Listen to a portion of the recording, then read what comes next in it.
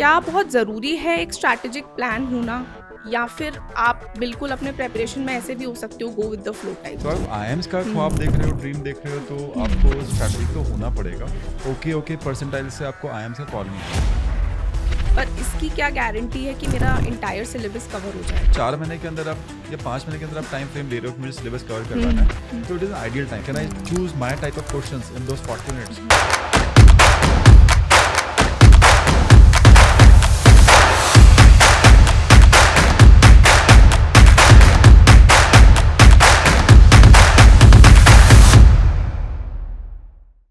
अगर आईएम या top B school का सपना देख रहे हो तो ये 8 महीने डिसाइड करेंगे whether you will be able to make it और नॉट। वेल, एक एवरेज स्टूडेंट भी कैट क्रैक कर सकता है अगर राइट स्ट्रैटेजी हो और प्लानिंग एकदम सॉलिड हो। तो अब इन 8 महीनों में आपको क्या करना है?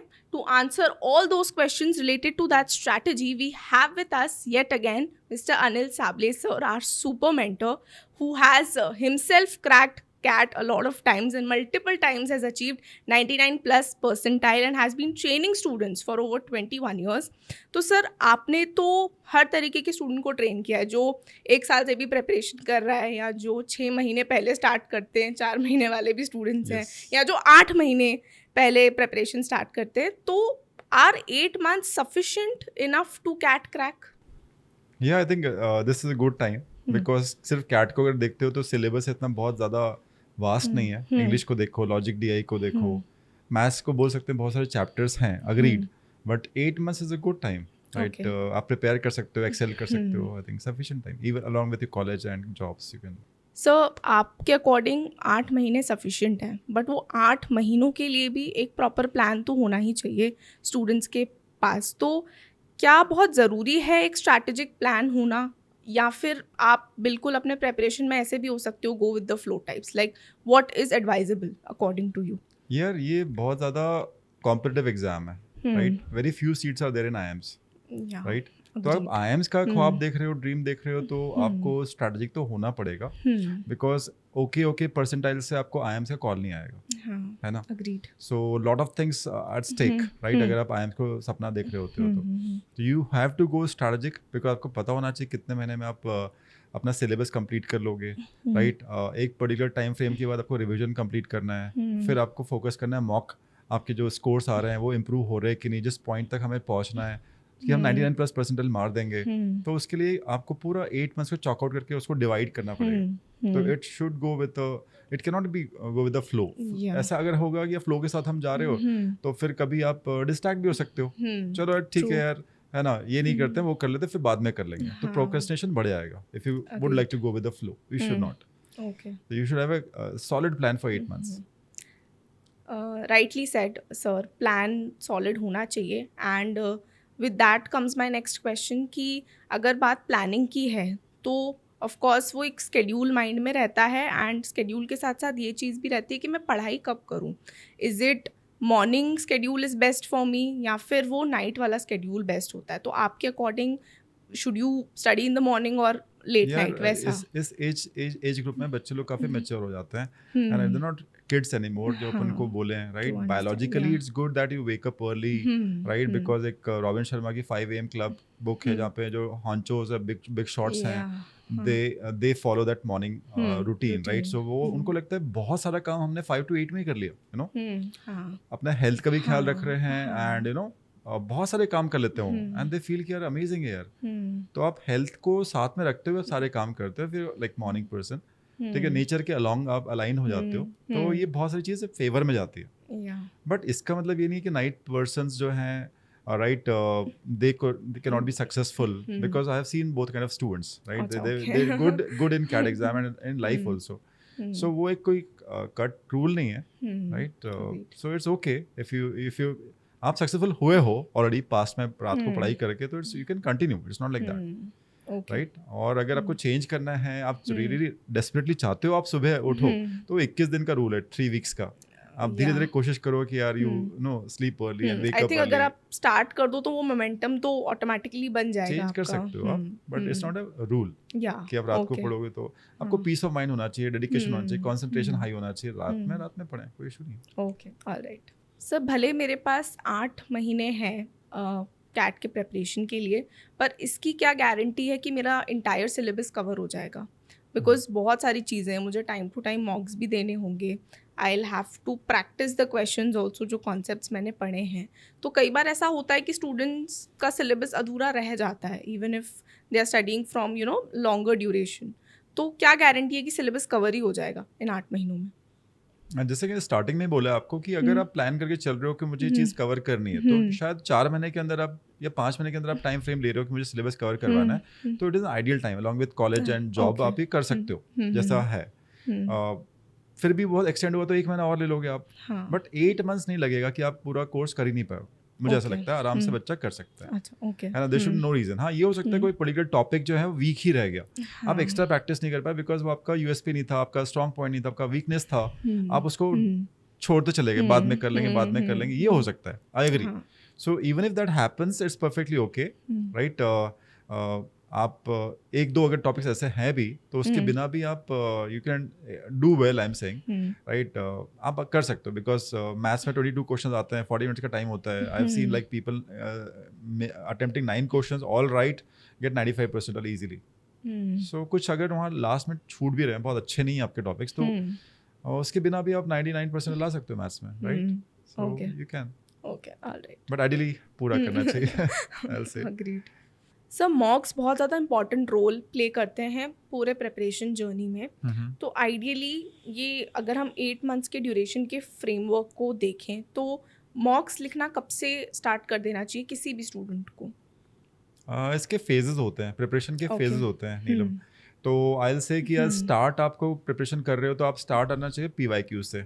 अच्छा, पीवाईक्यूज सॉल्व नहीं कर रहे हो, एटलीस्ट देख लो, क्वेश्चन देख लोगे, क्वेश्चन टाइप्स देख लोगे, आरसी कैसे आते हैं, कितनी लेंथ के आते हैं, कौन कौन जॉनर्स के आरसीज पूछते हैं, उसकी लैंग्वेज क्या होती है, राइट, स्ट्रेट फॉरवर्ड होती है, डेटा बेस होती है, पता चलेंगी चीज़ें, राइट। और क्वेश्चंस के टाइप कैसे आते हैं, ठीक है। तो जब आप ये सब चीज़ देख लेते हो, LR सेट्स आ रहे हैं, कैसे आ रहे हैं, am I able to relate it, am I able to understand it the first go, LR set समझ में आ रहा है कि नहीं, मुझे सॉल्व मत करो, आप देख तो लो। तो इनको मैं डायग्नोस्टिक टेस्ट बोलता हूँ। जर्नी स्टार्ट करने से पहले डायग्नोस्टिक टेस्ट देना चाहिए अपने। कुछ भी नहीं होता तो हमें डायरेक्शन पता चलती है कि इस लेवल के क्वेश्चन तक मुझे सॉल्व करते आना चाहिए क्वेश्चंस को, right. So that is very very important, number 1। Number 2, आपने पूछा मॉक्स हमें कब से स्टार्ट करना चाहिए, तो आपकी जब प्रिपरेशन चल रही है, राइट, तो during that preparation also you should take fewer mocks, let's say twice in a month और वंस इन अ मंथ, आपको देते रहना चाहिए अभी के हिसाब से, तो है ना। बिकॉज इनिशियली प्रिपरेशन के टाइम पे आप मॉक दे रहे हो तो डजंट मैटर कि आपका स्कोर क्या आ रहा है, हमारा ऑब्जेक्टिव कुछ और होना चाहिए उस टाइम मॉक देने पे।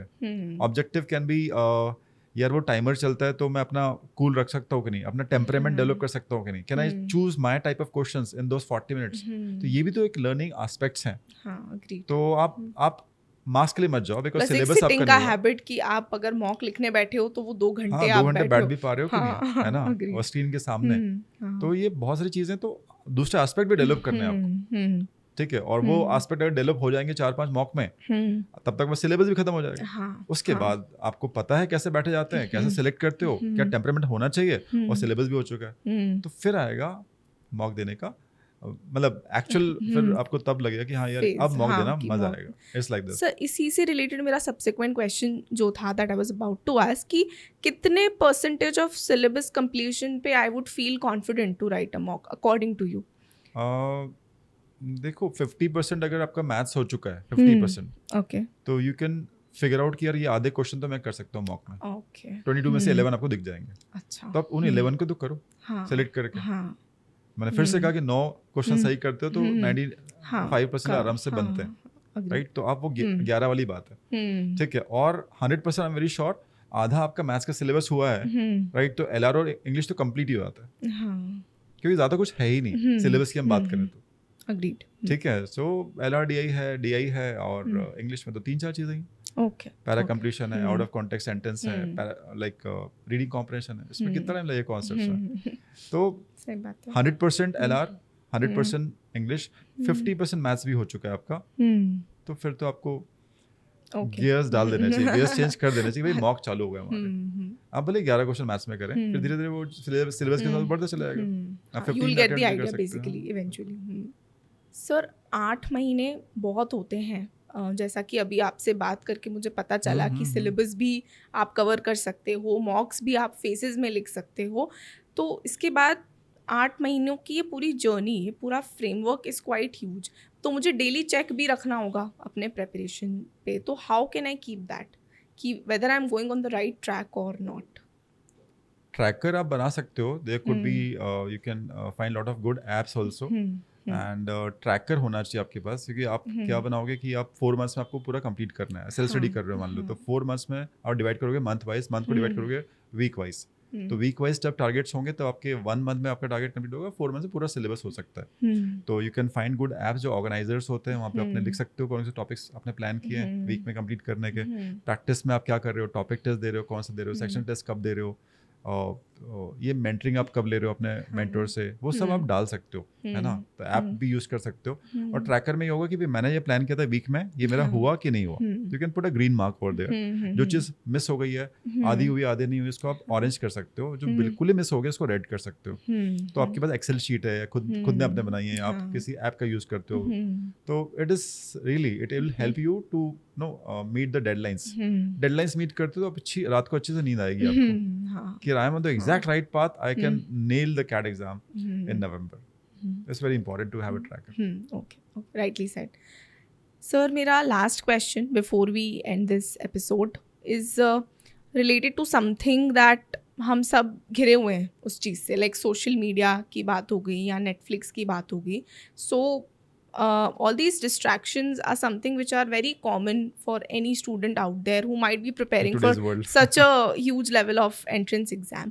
तो इस चीज़ को कैसे बैलेंस करें with your CAT preparation? Plus additionally जैसा कि आपने कहा कि वो स्क्रीन टाइम वाली चीज़ कि आप 2 घंटे मॉक लिख रहे हो, काफ़ी सारी चीज़ें तो आप ऑनलाइन पढ़ रहे हो, काफ़ी सारे बच्चे तो शायद ऑनलाइन क्लासेस भी लेते होंगे, तो लेक्चर्स और वीडियोज़ भी वो लोग ऑनलाइन ही देख रहे हैं, and then YouTube of course is there again to help them ahead with the journey.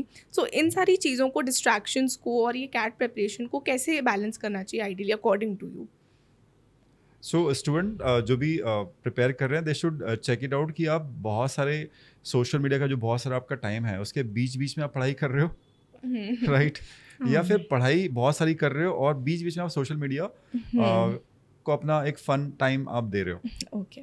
It's like social media in your study or like study Is in there, between the social media timing. okay. तो वो एक फ़र्क है। तो वो अगर आप देख लो कि यार ज़्यादा क्या हो रहा है, राइट, तो प्रॉब्ली आंसर आपको मिल जाएगा। सो आई विल से कि यार ठीक है, you guys are like matured enough, you understand कि पेरेंट्स भी बोलते हैं और हमें भी पता है, राइट, कि यार बहुत सारा टाइम हमारा स्पॉइल हो जाता है, यूटिलाइज नहीं हो पाता है, इफेक्टिव स्टडीज नहीं हो पाती, we all know this, right. So contain करना पड़ेगा अपने आप को, राइट, लिमिट करना पड़ेगा, बिकॉज ये आपके करियर बनाने का सवाल है। इसके बाद तो because you are watching Netflix, right, probably somebody else is getting your money, right, आपको भी तो पैसा कमाना है, तो उसके लिए तो आपको राइट कॉलेज में जाना पड़ेगा, तो it's your time to study.